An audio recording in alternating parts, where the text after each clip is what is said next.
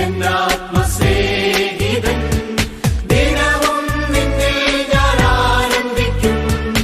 എന്റെ സങ്കേതം നീയല്ലയോ, എന്റെ ആശ്രയവും നീയല്ലയോ.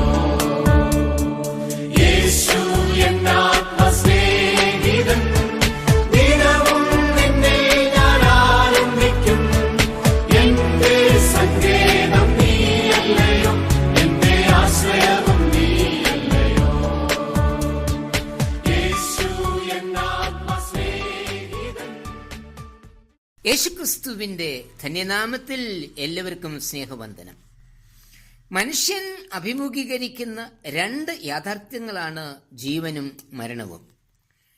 അനേകർക്കും മരണത്തെ ഭയമാണ്. COVID-19 എന്ന മഹാമാരി ഇന്ന് അനേകരിൽ മരണഭീതി ഉളവാക്കിയിട്ടുണ്ട്. ഈ നാളുകളിൽ പുറം ലോകവുമായി ബന്ധമില്ലാതെ വീടിനുള്ളിൽ തന്നെ ഒതുങ്ങിക്കഴിഞ്ഞ അനേകർ ഉണ്ട്. കോവിഡ് കാലത്ത് വീടിന്റെ പടിക്കുപോലും പുറത്തിറങ്ങാതെ മലയാളികൾ നെഞ്ചിലേറ്റുന്ന മമ്മൂട്ടി കഴിഞ്ഞത് 275 ദിവസങ്ങളാണ്. മലയാള മനോരമയെ വാരിക അദ്ദേഹത്തെ role model of the year ആയി ആദരിക്കുകയുണ്ടായി. വേറൊരു കൂട്ടർ ഭയപ്പെടുന്നത് ജീവിതത്തെയാണ്.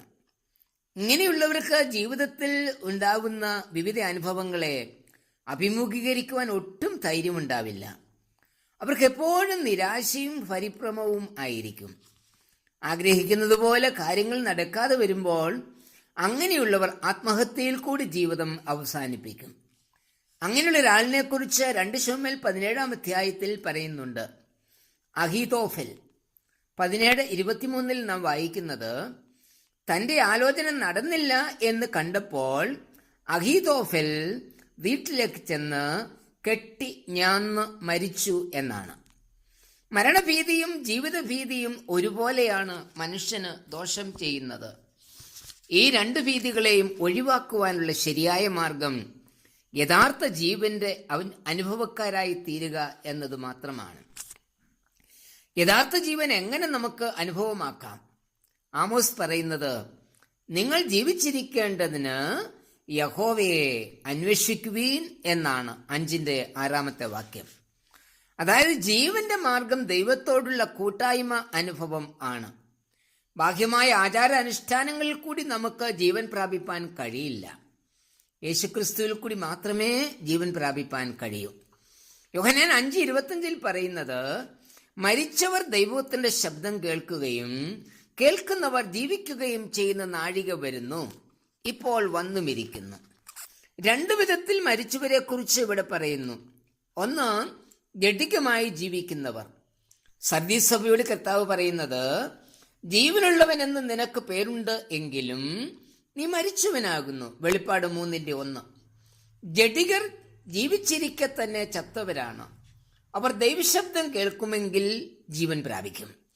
യേശുവിന്റെ ശബ്ദം കേട്ട് യേശുവിൽ വിശ്വസിച്ച് അനേകർ അവന്റെ ശുശ്രൂഷ കാലത്ത് ഉണ്ടായി. അങ്ങനെയുള്ളവർ ന്യായവിധിയിൽ കിടക്കാതെ മരണത്തിൽ നിന്ന് ജീവനിലേക്ക് കടക്കും. യോഹന്നാൻ 5:24 വാക്യം. പൗലോസ് പറയുന്നത്, ക്രിസ്തുവേശുവിൽ ഉള്ളവർക്ക് ഒരു ശിക്ഷാവിധിയും ഇല്ല. റോമർ 8:1 വാക്യം. മരിച്ചവരായി കഴിയുന്നത് എത്ര പരിതാപകരമാണ്. 2, ആത്മീയരായി ജീവിച്ച് മരണത്താൽ ഈ ലോകം വിട്ടുപോയവർ. ഇങ്ങനെയുള്ളവർ ഒടുക്കത്തെ നാളിൽ ദൈവശബ്ദം കേട്ട് ജീവൻ പ്രാപിക്കും. അതിനുള്ള സമയം അടുത്തിരിക്കുന്നുവെന്ന കർത്താവ് പറയുന്നത്. ഇവിടെ കർത്താവിന്റെ പുനരാഗമനത്തെ കുറിച്ചുള്ള പ്രത്യാശയും നൽകിയിരിക്കുന്നു. ഇന്ന് നമ്മുടെ അവസ്ഥ ഏതാണ്?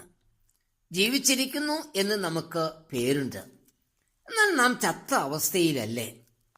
ഇതിന് മാറ്റം സംഭവിക്കണം. മാനസാന്തര അനുഭവത്തിൽ കൂടി മാത്രമേ ഇതിന് മാറ്റം സംഭവിക്കുകയുള്ളൂ. പൗലോസ് പറയുന്നത്, എനിക്ക് ജീവിക്കുന്നത് ക്രിസ്തുവും മരിക്കുന്നത് ലാഭവും ആകുന്നു. ഫിലിപ്പ് ലേഖനം 1:21 വാക്യം. ഇതാണ് ജീവന്റെ അനുഭവം. കാരാഗ്രഹത്തിന്റെ ബന്ധനത്തിൽ കിടന്ന പൗലോസിന് സാക്ഷ്യമായത്. ജയിൽ വിമുക്തനാകുമോ അതോ തടവറയിൽ തന്നെ മരിക്കേണ്ടി വരുമോ? പൗലോസിന് അതിനെക്കുറിച്ച് ഒരു നിശ്ചയവും ഇല്ലായിരുന്നു. എന്നാൽ ജീവനോ മരണമോ ഏതായാലും സ്വീകരിപ്പാൻ പൗലോസ് തയ്യാറാകുന്നു. ജീവിക്കുകയാണ് എങ്കിൽ ക്രിസ്തുവിന് വേണ്ടി, ഇനി മരിക്കേണ്ടി വന്നാലോ അത് ലാഭവുമാണ്. മരണഭയവും ജീവിതഭയവുമില്ലാത്ത പൗലോസ്. നമുക്കും ഈ ഒരു കാഴ്ചപ്പാട് ഉണ്ടാവണം. ജീവിക്കുന്നിടത്തോളം കർത്താവിനായി ജീവിക്കുക. അങ്ങനെയുള്ളവർക്ക് ഒരിക്കലും ജീവിതത്തെക്കുറിച്ച് ഭയമുണ്ടാകില്ല. മരിക്കുവാനായി വിളിയുണ്ടാകുമ്പോൾ ധൈര്യത്തോടെ ജീവൻ വിട്ടുകൊടുക്കുക. അതായത് എനിക്ക് മരണഭയവുമില്ല. ജീവിതത്തെക്കുറിച്ച് ഈ ഒരു ഉറപ്പും പ്രത്യാശയും നമുക്ക് ലഭിക്കണം. പൗലോസ് പറഞ്ഞതുപോലെ എനിക്ക് ജീവിക്കുന്നത് ക്രിസ്തുവും മരിക്കുന്നത് ലാഭവും ആകുന്നു. കർത്താവെ, ജീവിതഭയമോ മരണഭയമോ ഇല്ലാതെ കർത്താവിനോട് ചേർന്ന് നിൽപ്പാനുള്ള കൃപ എനിക്ക് തരണമേ. ആമേൻ. കൊടുങ്കാറ്റുകൾ ജീവിതം